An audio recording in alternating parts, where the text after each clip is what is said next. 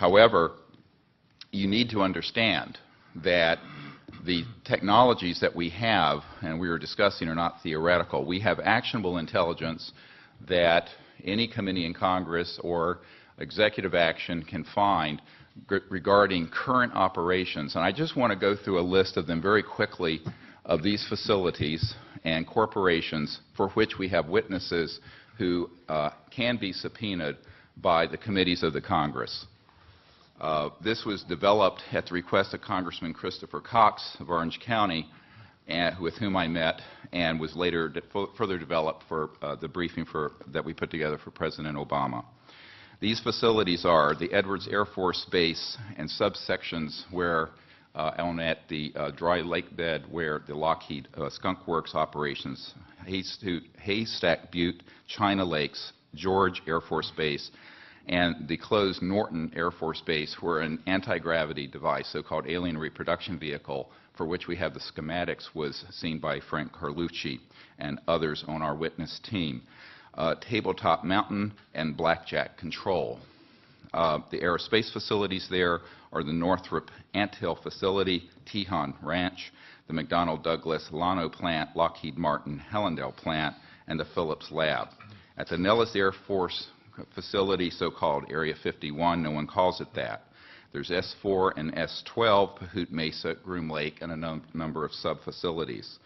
The most important facility is in Utah, near Provo, the Dugway Proving Grounds, all of which is underground, and the airspace above it is classified. There are no roads into this facility. The New Mexico facilities include Los Alamos National Labs with underground connectors to the so-called Dulce area where the biological work is being done, and Kirtland Air Force Base. And the complex there includes Sandia National Laboratories, Phillips Labs, Manzano Mountain Weapons Storage Facility, Coyote Canyon, and the White Sands Complex.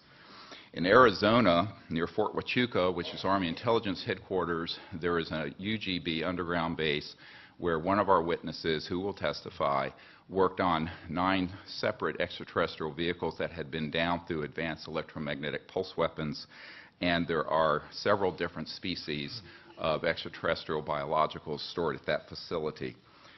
The other facilities, and this goes on, include a special compartmented area of Cheyenne Mountain, where we have witnesses in our team who can be subpoenaed, where we have tracked extraterrestrial vehicles in our solar system that were measuring 26 miles in diameter. There are also facilities in Australia, a key one being Pine Gap, the so-called Alice Springs facility, which is mostly a U.S. Air Force facility, even though it is in Australia. I recently talked to the Deputy Prime Minister of Australia about this.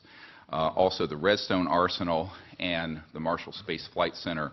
We have a scientist at the Redstone Arsenal who works under contract for IT&T, who have developed these transdimensional systems. He was under contract with my project to bring these energy devices out, and he was then threatened by a former CIA director and what I call the goon squad that went down there 3 years ago in March. This is just part of the information we have, and this information is on the flash drive given to Stephen Bassett's staff, then you're all welcome to review. Thank you. Thank you. Well,